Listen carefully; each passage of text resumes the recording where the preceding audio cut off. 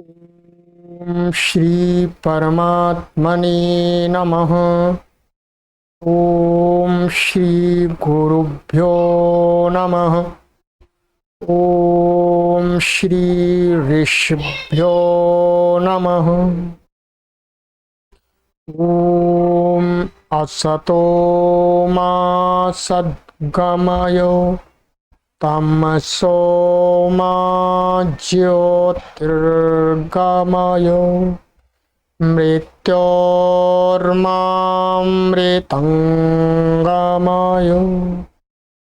ओम शांति शांति शांति। सर्वेभ्यो नमः। देववाणी संस्कृतं यूट्यूब चलदृश्यं प्रति भवतां भवतीनां च हार्दं स्वागतम्। मित्रों, डॉक्टर कपिल देव द्विवेदी जी द्वारा प्रणीत पुस्तक रचनानुवाद कौमुदी की लाइव कक्षा संख्या 187 को आज हम पढ़ने जा रहे हैं। निबंध हमारे चल रहे हैं और आज की इस कक्षा में हम एक निबंध लेकर के आपके लिए प्रस्तुत हुए हैं। निबंध संख्या है 22।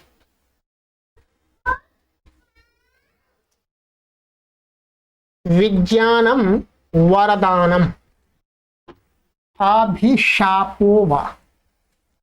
जो विज्ञान है वो वरदान है लोगों के लिए, संसार के लिए, अथवा अभिशाप। अभिशाप माने हानिकारक, विनाशक।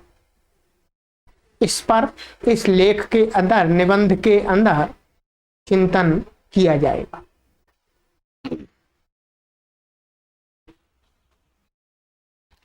चलिएगा, कहते हैं विज्ञानस्य उपलब्धयः तस्य दोषाश्च।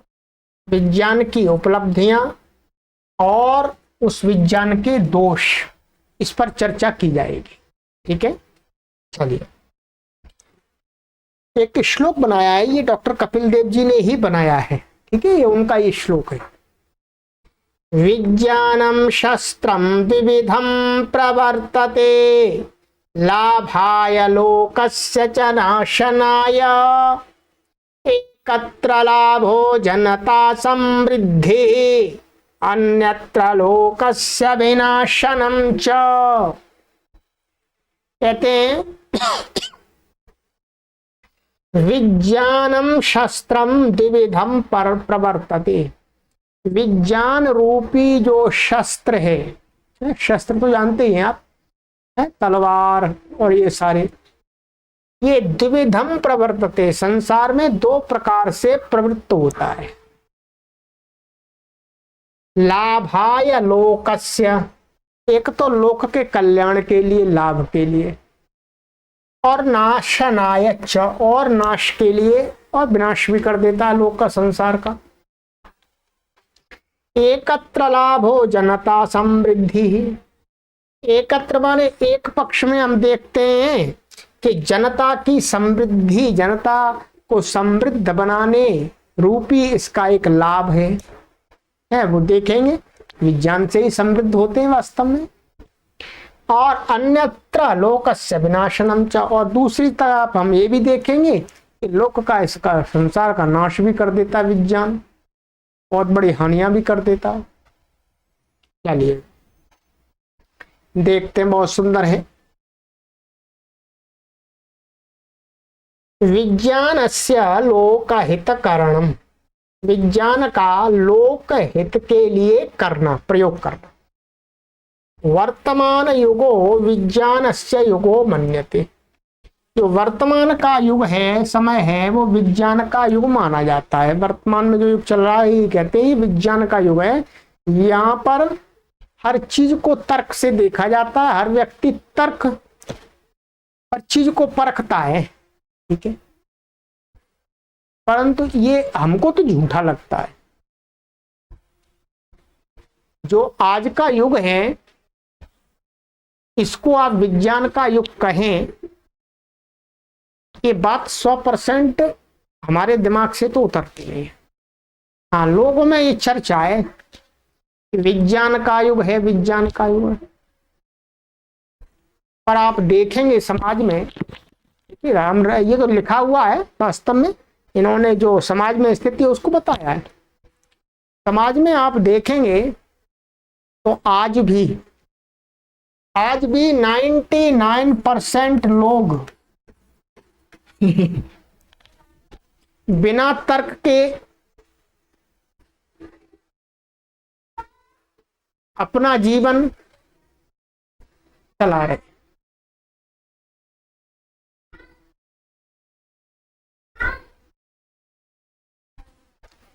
और विज्ञान का युग कहता है कि व्यक्ति को अपना जीवन तर्क के आधार पर चलाना चाहिए। और जब 99% लोग अपना जीवन बिना तर्क के ही चला रहे हैं, वो कुछ चिंतन ही नहीं कर रहे हैं, विचार ही नहीं कर रहे हैं, तो कहां पर हम कह सकते हैं विज्ञान का युग है। जीवन के एक थोड़े से पार्ट में विज्ञान का युग है, बाकी का जीवन का बहुत बड़ा एक ऐसा पार्ट है जहां लोग तर्क करना ही नहीं चाहते, तर्क करने से डरते हैं। और इतना तर्क करने से डरते हैं, कहते हैं इस क्षेत्र में विज्ञान की आवश्यकता नहीं है। क्या इस क्षेत्र में तर्क की आवश्यकता नहीं है? इस बात को कौन कहते हैं? बड़े बड़े डिग्रीधारी लोग,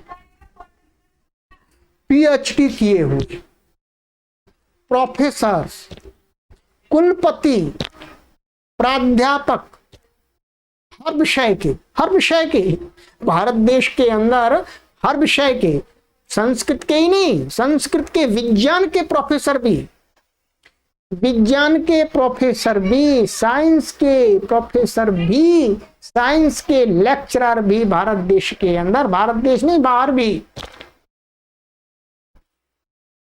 अपने कुछ जीवन के पार्ट भाग में तर्क को नहीं करना चाहते। सारे दिन स्कूल में तर्क पढ़ाएंगे मित्र। वो कौन सा पार्ट है? वो पार्ट है हमारे जीवन के साथ में जो कुछ अंध परंपराएं जुड़ी हुई हैं, कुछ हमारे जीवन के साथ में समाज के द्वारा अंधविश्वास जुड़े हुए, आत्मा परमात्मा के विषय में कुछ बहुत सारी भ्रांतियां जुड़ी हुई हैं, जिसको हम कुल मिलाकर के कह सकते हैं कि हमारे जीवन के बहुत सारे बड़े पार्ट में पाखंड जुड़ा हुआ है। उस पाखंड के विषय में व्यक्ति तर्क करने से डरता है। साइंस का प्रोफेसर भी डरता है, संस्कृत का प्रोफेसर भी डरता है, इंग्लिश का भी डरता है, विज्ञान भूगोल का भी डरता है हिंदी का भी डरता है, सारे डरते। अब बताइएगा कहां है विज्ञान का युग? थोड़ी मोड़ी तर्क कहां करते हैं? कहां करते हैं? वहां करते हैं कोई सामान खरीदना है, कपड़ा खरीदना है, कॉपी किताब खरीदनी है, ठीक है, दवाई खरीदनी है, वहां पर तर्क करेंगे भाई इतना का, इसका इतना पैसे कैसे हो गए बताओ, इसमें सामान तो इतना लगा है, आप पैसे इतना मांग रहे हैं, ऐसे कैसे हो सकता है? थोड़ा राजनीति के विषय में भी तर्क कर लेते हैं लोग, परंतु व्यक्तिगत जीवन में हम तर्क करने से डरते हैं। इसलिए हम देखते हैं समाज में 99% लोग अपने जीवन के बहुत बड़े भाग को विज्ञान से रहित करके जीवन यापन करते। ये गलत है। ये हमारे जीवन के लिए, आपके जीवन के लिए गलत है।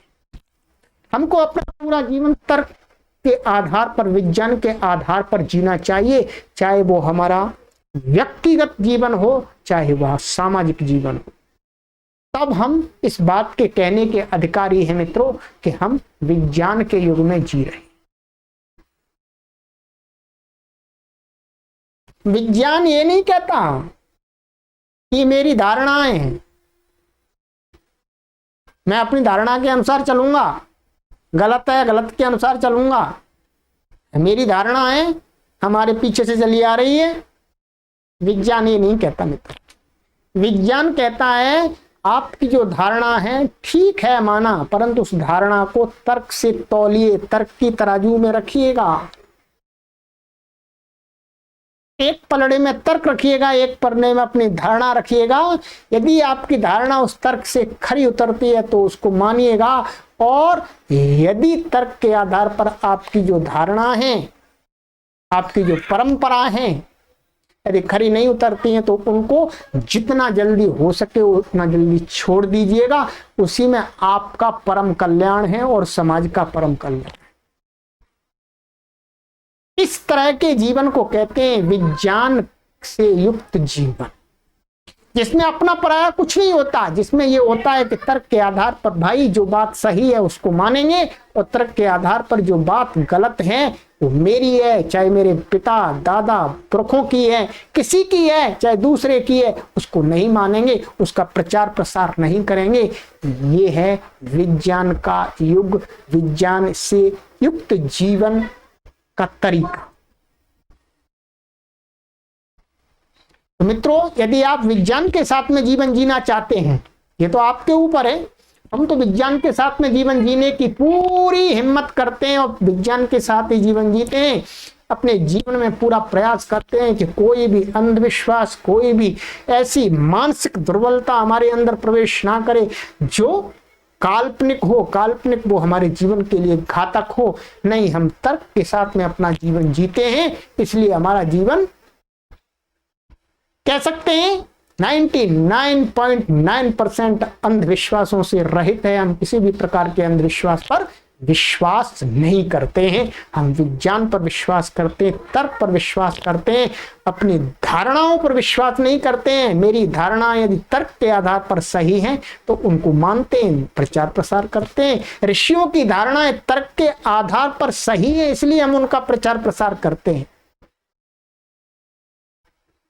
स्वामी दयानंद सरस्वती जी की बातों का प्रचार प्रसार हम इसलिए करते हैं क्योंकि उन्होंने अपनी बात को विज्ञान सहित कहा था। मैं कोई भी बात कहता हूं तर्क के साथ कहता हूं, इसलिए हम उनकी बातों का प्रचार प्रसार करते हैं। तो इस प्रकार के युग को हम कहते हैं विज्ञान का युग। चलिएगा, हमें कोशिश करनी है कि विज्ञान का युग चल नहीं रहा है, हमें विज्ञान का युग लाना है, विज्ञान का युग लाना है।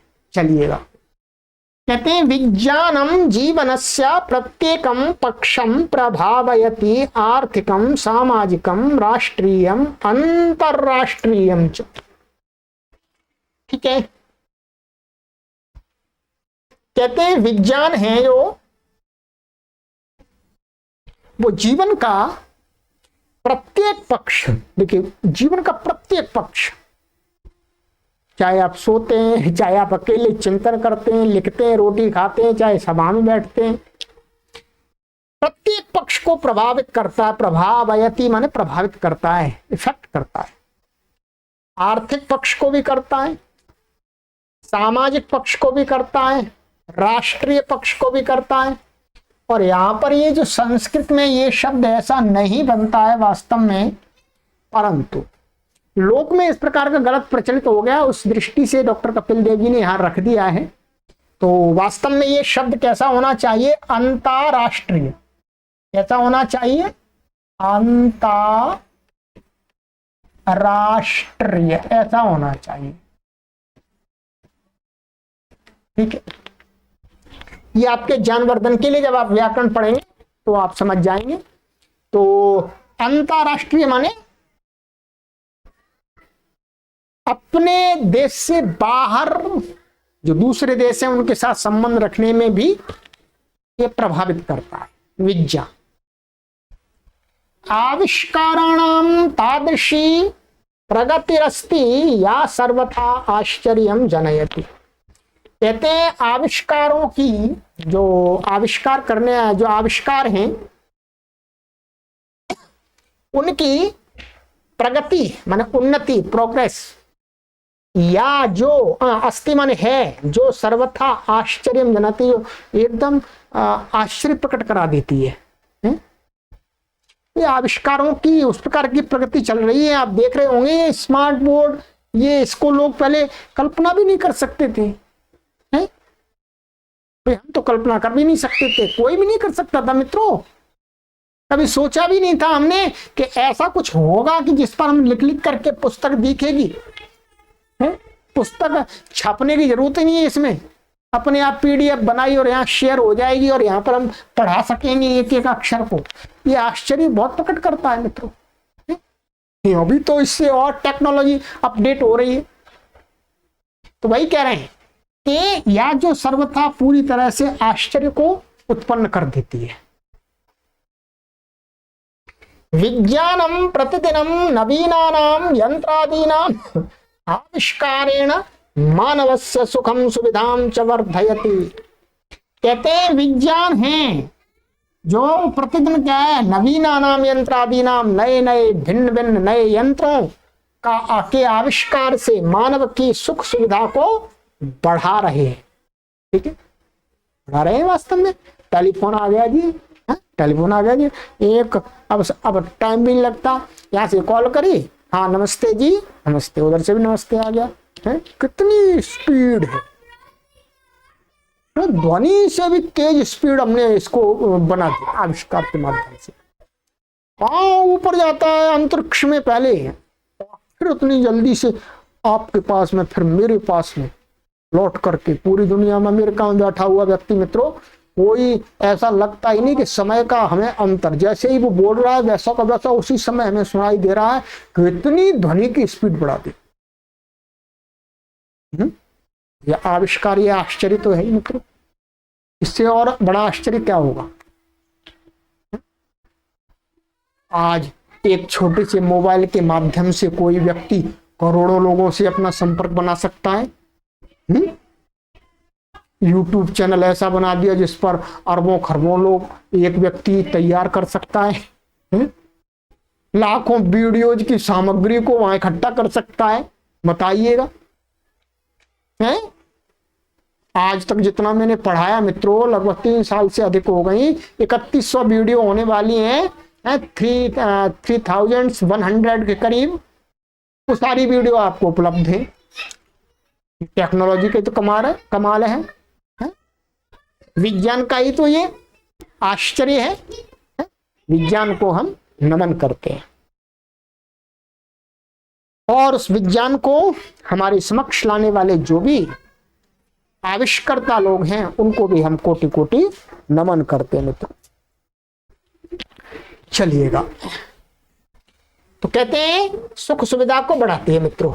आज मैं करोड़ों लोगों को पढ़ाने की बात करता हूं, थोड़े से साधन से करोड़ों लोगों को पढ़ाने की बात मैं करता हूं और वो सही करता हूं, पढ़ा सकता हूं। विविध यंत्राणाम प्रयोगेण इलेक्ट्रिक सूक्ष्म उपकरणानां च प्रयोगेण मानवस्य अहर्निशं सेवां करोति। और कहते हैं कि भिन्न भिन्न प्रकार के जो यंत्र हैं उनके प्रयोग से और इलेक्ट्रिक सूक्ष्म उपकरण माने जो विद्युत के जो सूक्ष्म उपकरण हैं उनके प्रयोग से मानव का अहर्निश माने दिन रात सेवा करती है। ठीक है, जो विज्ञान है वो क्या है, दिन रात सेवा कर रही है, 24 घंटे सर्विस चल रही है। चलिए, मानवस्य यापि आवश्यकता वर्तते तस्य पूर्तिं करोति। कहते हैं मानव की जो भी आवश्यकता है उसकी पूर्ति को करता है विज्ञान। इस चीज की आवश्यकता है मनुष्य को, वो उसकी विज्ञान के द्वारा उसको उपलब्ध कर लेता है। ठीक। सांप्रतम कंप्यूटरस्य संगणकस्य वा आविष्कारो विज्ञानस्य सर्वोत्तमा उपलब्धि। कहते सांप्रतम माने आजकल। ठीक है, आजकल क्या है, कंप्यूटर का और संगणक का, कंप्यूटर और संगणकम माने गणना करने वाला होता है। संगणक, कंप्यूटर को भी संगणक बोलते हैं। ठीक है, हाँ, कैलकुलेटर एक तरह से, पर कंप्यूटर भी संगणना करता है। तो ये इनका जो आविष्कार है कंप्यूटर का, संगणक का, तो कहते हैं ये विज्ञान की सर्वोत्तम उपलब्धि है, विज्ञान की सबसे बड़ी उपलब्धि है मित्रों। पहले बहुत बड़ा आविष्कार थे, परंतु कंप्यूटर जो संगणक की गणना आई है, जो आविष्कार आया, इसमें बहुत क्रांति लाई। संगणक सर्वासु क्रियासु अपेक्षते। वर्तमान में तो जो कंप्यूटर है हर क्रिया, हर काम के लिए चाहिए, हर काम के लिए चाहिए।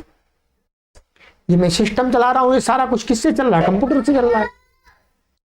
संगणकस्य भवनानां निर्माणे, रोगाणां परीक्षणे, वाणिज्य व्यवसाये, शिक्षा क्षेत्रे, चिकित्सा क्षेत्रादिषु विविध रूपेण विधीयते। कहते हैं जो संगणक है, कंप्यूटर है, वो सारी क्रियाओं पर अपेक्षा करता है। और कंप्यूटर का जो उपयोग है, प्रयोग है, वो भवनों के निर्माण में है, बिल्डिंग बनती है उनके निर्माण में, उनका नक्शा आदि बनाना, और भी बहुत सारी वहां से चीजों को, मतलब मशीनों को ऑपरेट किया जाता है कंप्यूटर के माध्यम से। और रोगों के परीक्षण में, लैब आदि में, वाणिज्य व्यवसाय मान व्यापार करने के लिए, शिक्षा क्षेत्र, शिक्षा के क्षेत्र में, चिकित्सा के क्षेत्र में आदि विविध रूपेण विधीयते, भिन्न भिन्न प्रकार से उसका प्रयोग किया जाता है। ठीक है, चलिए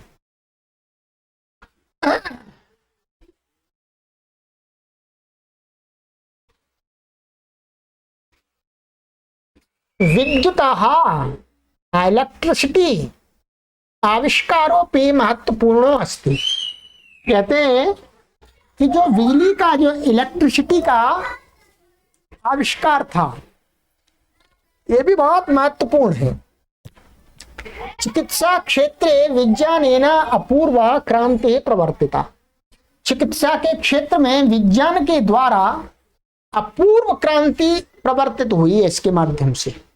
माने चिकित्सा के क्षेत्र में विद्युत के द्वारा इन चीजें, रोगों का परीक्षण नहीं कर सकते थे, वो झट से 1 सेकंड में डॉक्टर पता लगा लेते हैं। अधुना शल्य क्रिया अंग प्रत्यारोपणम, हृदय प्रत्यारोपणम, कृत्रिमांग रोपणम संभाव्यते। वर्तमान में अभी शल्य क्रिया के द्वारा, जो शल्य क्रिया डॉक्टरों की होती है, काट पीट, उसको के द्वारा का अंग का प्रत्यारोपण करना, माने एक अंग को निकाल करके दूसरा अंग दूसरे का लगा देना।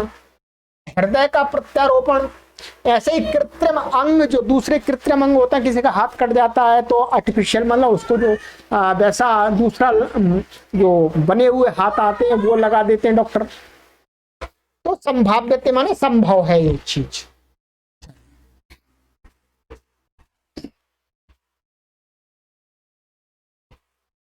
संचार क्षेत्रेपि विज्ञानस्य चमत्कारो दृश्यते। संचार के क्षेत्र में विज्ञान का चमत्कार देखा जाता है। हाँ, विज्ञान है संचार का जो क्षेत्र है, जो दूरभाषेण मन टेलीफोन, मोबाइल इत्यस्य च आविष्कारेण नूतना क्रांति संजाता। दूरभाष में टेलीफोन है, मोबाइल आ गया है, ठीक है, इत्यस्य। अब देखिए मोबाइल के लिए सीधा मोबाइल शब्द का प्रयोग कर सकते हैं और यहाँ लगा दिया इत्यस्य, बताया हमने। शब्द नए नए जो शब्द हमारे पास सामने आ रहे हैं, नई नई चीजें आ रही हैं, उनके लिए संस्कृत में हम शब्द नहीं जानते हैं, तो आप सीधा का सीधा वैसा उठा लीजिएगा और इति लगा लीजिएगा, अंत में आप संस्कृत वाक्य में प्रयोग कर सकते हैं। तो इत्तस्य और इसका मोबाइल का आविष्कार से नूतना क्रांति संजाता, एक नई क्रांति उत्पन्न हुई है। विज्ञान, अच्छा ये तो हो गया मित्रों, लाभ हो गए आपके। थोड़ा सा चिंतन है, इतना ही का चिंतन तो काफी हो सकता है, विज्ञान तो अपार है। विज्ञान से दोष, अब विज्ञान के दोष भी देख लीजिएगा। विज्ञान के दोष कब है भाई? आदमी उल्टा प्रयोग करेगा तो उल्टा होगा। तलवार है, तलवार जब शत्रु को मारते हैं तो पुरस्कार मिलता है, और उसी से किसी संत महात्मा साधु की गर्दन काटते हैं तो दंड मिलता है, जेल मिलती है, सजा मिलती है, फांसी होती है। तलवार तो वही है। अब तलवार का प्रयोग कहां कैसे करना है, ये आप जैसा प्रयोग करेंगे वैसा आपको फल मिलेगा। वैसा ही विज्ञान है। विज्ञान तो जड़ चीज है, उसका प्रयोग आप सही के लिए करेंगे तो उसका उत्तम फल मिलेगा, सुख मिलेगा, शांति मिलेगी, जीवन का कल्याण होगा। और आपका उसका उल्टा प्रयोग कर देंगे तो आपका जीवन नरक बन जाएगा, जेल में डले रहेंगे, आप पड़े रहेंगे। कहते हैं नात्र कश्चन संदेहो यद विज्ञानेन सहस्रशः सुविधा प्रदत्ता परम विज्ञानस्य दुरुपयोगेन विज्ञानम अभिशाप रूपेणापि प्रवर्तते। कहते हैं नात्र माने इस विषय में कश्चन संदेह, कोई संदेह नहीं है, न मन नहीं। यत माने कि यद विज्ञान के द्वारा हजारों सुविधाएं प्रदान की गई हैं, हजारों सुविधाएं विज्ञान के द्वारा प्रदान की गई हैं। परंतु विज्ञान से दुरुपयोगेण, विज्ञान के दुरुपयोग से विज्ञान अभिशाप रूपेण प्रवर्तते माने वर्तते माने अभिशाप बन जाती है यदि उसका दुरुपयोग करेंगे तो। विज्ञान से प्रमुखा दोषा सन्ति, विज्ञान के प्रमुख दोष नीचे हैं, बता रहे हैं। सुख सुविधा प्रदानेन मानवोऽधुना कार्य विमुख हो जाता है। नंबर 1 है ये कि सुख सुविधा अधिक हो गई है प्रदान करने से विज्ञान के द्वारा। मानव जो मनुष्य है वो अधुना कार्य विमुख हो जाता, माने आलसी निकम्मा बन गया। आलसी निकम्मा बन गया तो काम धंधा नहीं करता तो बीमार पड़ जाता। अब विज्ञान ने तो मना नहीं किया, तो विज्ञान ने तो आपको सुविधा दी और ये तो नहीं किया कि आप मत काम कीजिएगा, तो आपने उसका दुरुपयोग किया। कार्य विमुख हो जाता माने आलसी निकम्मा बन गया। सर्वत्र प्रतिदिनम नैतिकतायाः ह्रासो दृश्यते, माने सब जगह नैतिकता का ह्रास, खुलापन भी आ गया थोड़ा सा। ठीक है। विकास कार्यार्थम यानी महायंत्राणि निर्मितानि तानि ध्वनि प्रदूषेण, वायु प्रदूषेण, जल प्रदूषेण च जनानां स्वास्थ्यं विनाशयन्ति। कहते हैं विकास कार्य के लिए जो महायंत्र बनाए गए हैं उन वे क्या है, ध्वनि प्रदूषण के द्वारा, वायु प्रदूषण के द्वारा और जल प्रदूषण के द्वारा लोगों के स्वास्थ्य को नाश कर रहे हैं, हानि होती है। ठीक है, हानि तो है। ठीक है।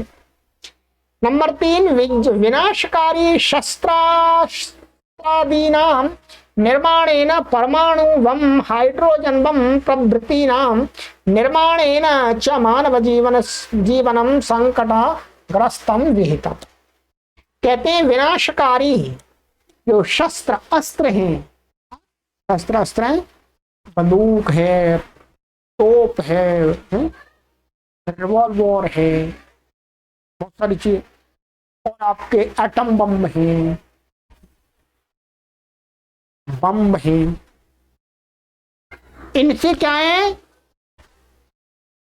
जो परमाणु बम, हाइड्रोजन बम इत्यादि के निर्माण से मानव का जीवन संकट में गिर गया है। एक देश दूसरे देश को झट से धमकी दे देता है, गिरा देंगे आपके ऊपर, अधिक मत बोलना, तो डर तो होता ही है।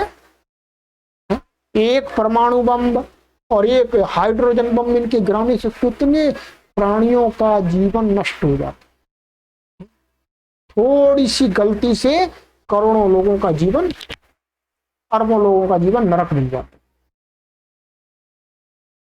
परंतु यही परमाणु बम और हाइड्रोजन बम का जब लोग उपयोग करते हैं,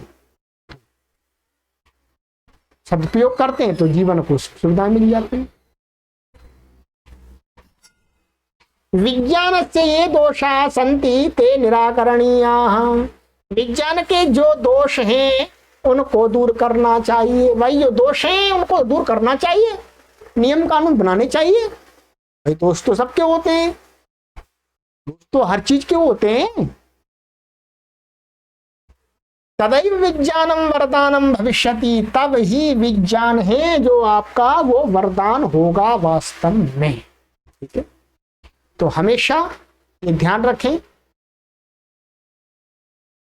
विज्ञान का उपयोग करें, सदुपयोग करें, दुरुपयोग ना करें। तर्क का सदुपयोग करें, उपयोग करें, दुरुपयोग ना करें। यदि आप तर्क का भी दुरुपयोग करेंगे तो आपको और समाज को तर्क से हानि हो जाएगी, ये ध्यान रखेंगे। तर्क से अपने जीवन को सरल बनाना चाहिए, साधु बनाना चाहिए,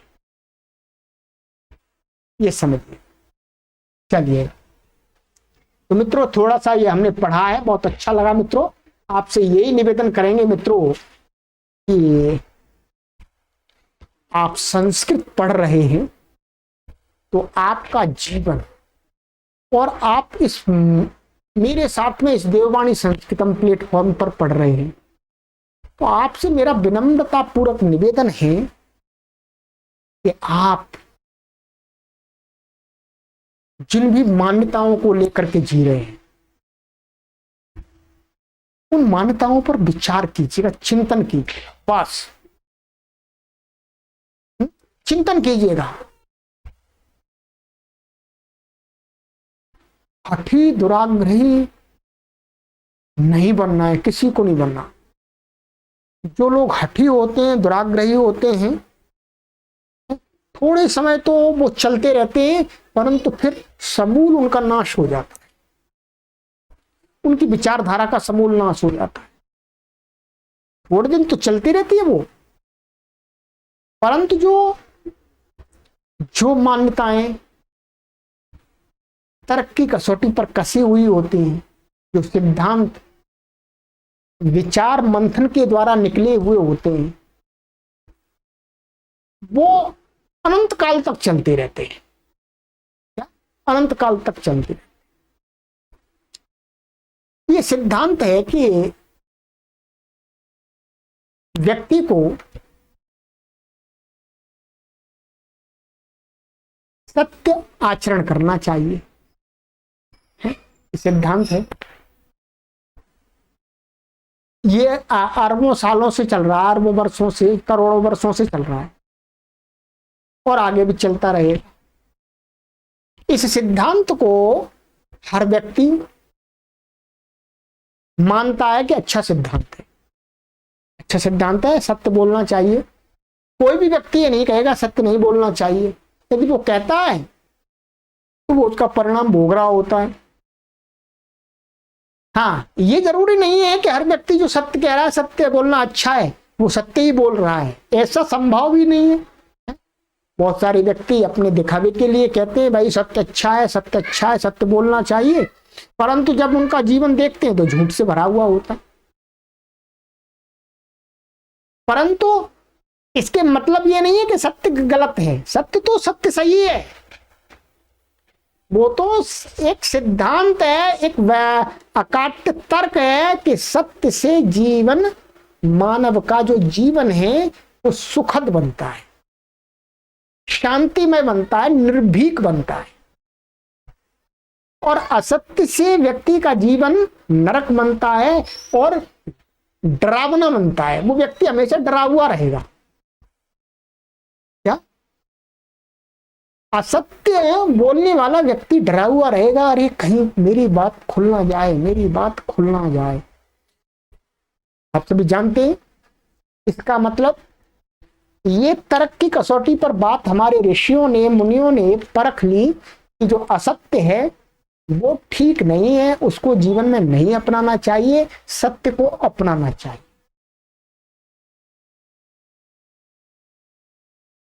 यही तो सिद्धांत दिया, ये सिद्धांत है, ये सिद्धांत कभी गलत नहीं होगा।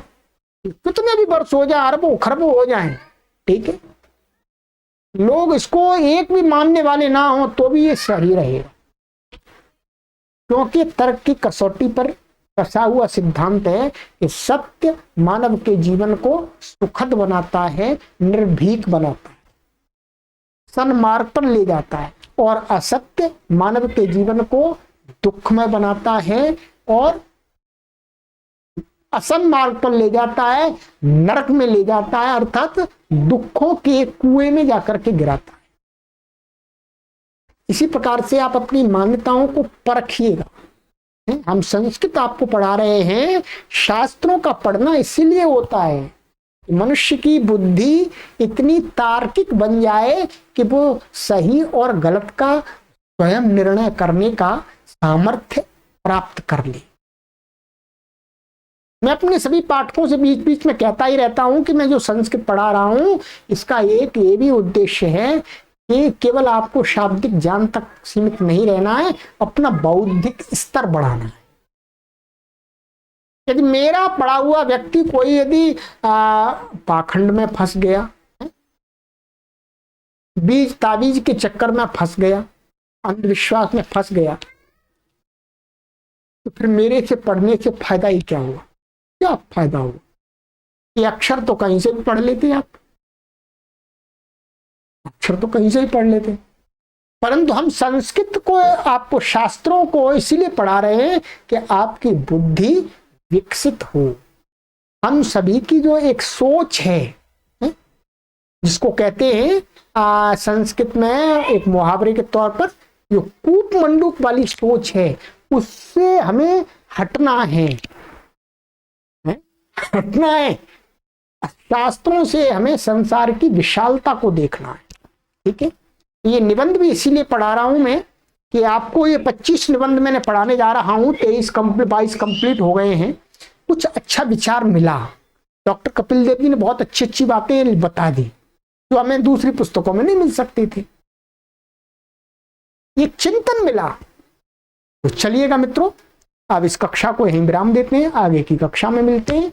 और मेरा आपसे यही निवेदन है कि परमात्मा आपको इतना सामर्थ्य दे कि आप किसी भी प्रकार के पाखंड और अंधविश्वास में ना फंसे, तो मेरा पढ़ाना पूरा 100% सफल हो जाएगा। मैं जिस उद्देश्य को रख करके परिश्रम और पुरुषार्थ कर रहा हूं वो मुझे पूरा परिणाम देने वाला सिद्ध होगा। सर्वेभ्यो नमः।